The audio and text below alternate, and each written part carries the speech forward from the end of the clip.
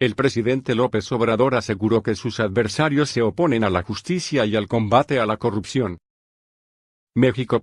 El presidente Andrés Manuel López Obrador se lanzó en contra de sus adversarios con un mensaje difundido la mañana de este sábado de gloria.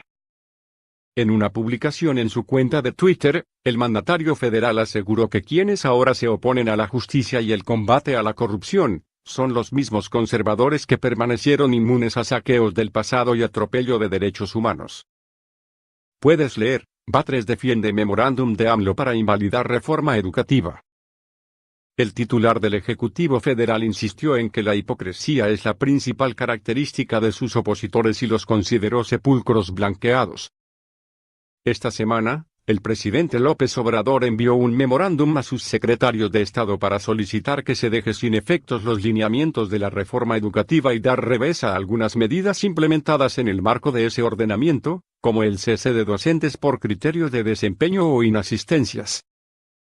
Diversas organizaciones civiles y hasta especialistas jurídicos, como el ministro en retiro de la Suprema Corte de Justicia de la Nación, SCJN, Juan Ramón Cosío Díaz, advirtieron de los vacíos legales en la orden presidencial y hasta de violaciones constitucionales en su planteamiento.